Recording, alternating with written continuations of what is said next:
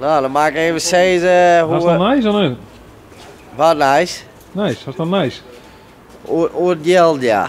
Ja, vond het een heel leuk filmpje. Je kon het wel waarderen. Jawel, jawel. Want zoals ik zei, ik ken zulke mensen die misschien minder waarderen kunnen. Die vrees gewoon zo liek op een man af van, hey, tientje erbij, vriend. Ja, dat kan. Maar ja, dit is wat de Dimitri-stijl, hè? Ja.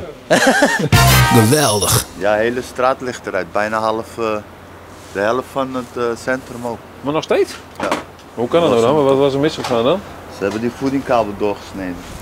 Oh, En nu zijn we aan het herstellen. dat had niet gemoeten. Nee. Hartstikke leuk dat we just naar een nieuwe aflevering van de Frieske Vlogger. Vergeet net deze video te liken, te delen en even te reageren en te abonneren. Is Dimitri er ook trouwens of niet? Wie? Dimitri. Wie is Dimitri? Dimitri, die was hier vorige week ook aan het werk hier. Ken ik niet. Vorige week hier we verzels, hier op dit plak. Hier, de dik, je kent nog Sjen, daar is je werken. Maar vorige week hier we hier natuurlijk de video over Dimitri. Die krijgt een tientje per week de bivo van zijn baas Jan Postmus. Nou, beste Jan, maar ik werk nog wel hoor lief voor die en ik vind wel dat er, ja dat vind ik dan, hè, maar ik vind die een beste kerel. En ik wil er gewoon een tientje mee bij haar, het beetje kan. Ik kreeg reacties op het filmpje van mensen die zeiden van, wat is die man bescheiden? Een tientje per week extra. Wat is nou een tientje per week extra? Dat is een kwartje per uur meer. Net vol natuurlijk. Nee, maar het is mooi wat. Die kleine niet eet en die grote niet weet, hè? Dan kun je dus afvragen, is het nou goed om bescheiden te wezen? Want dan kun je zeggen, je is nou voor een kwartje meer, dan verwacht die baas dat ik de volgende keer een simpel leren beurs is van die, want toen kreeg je maar een kwartje bij. Waar vreeg het om een kwartje, zal altijd met weinig zin een boatje. Doe me maar een kwartje erbij. Ik al door het museum in de bonken. Beste meneer, mag ik van jou wel een paar piekers konken? Geweldig. Ik dacht, ze waren altijd vregen om €1 op stritten. Die moet de grote bedragen links lezen letten. En zo kan je het zeggen, hè? Dat jij maar om het liedje get, dan ben je misschien een kleer van grutte. Nou, dat is een hele filosofische discussie, zei je. Je moet zien dat gelukkig in liedse dingen zit.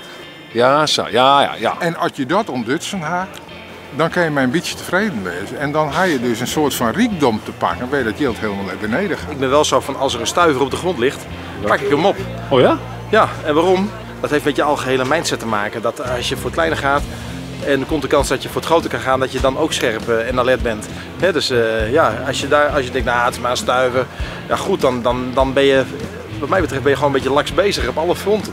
Geweldig. Ik denk dat je nou al heel benijd bent van, had Dimitri het dienst er ook bij kregen, ja of nee? Nou, ik wil iedereen bedanken voor de leuke reacties op het filmpje. Meestal je worden bedankt. Want de missie is geslaagd. We doen gewoon de helft, hè? Ja, want zo doe ik nou een tientje extra. Maar wat kreeg de Frieske Vlogger er nog van dan? Jongen, du krijgt een dikke tuut van mij. op het beeld. Dus ik kreeg hem in natuur uitbetalen. Ja. Jongen, op het eind van de jaar krijg je hem al een gehaktbal van deze. Oh ja, we zo'n gehaktbal van die kreeg, dat weer, hè? Ja, die. Maar iedereen dat? Oh, mij wel.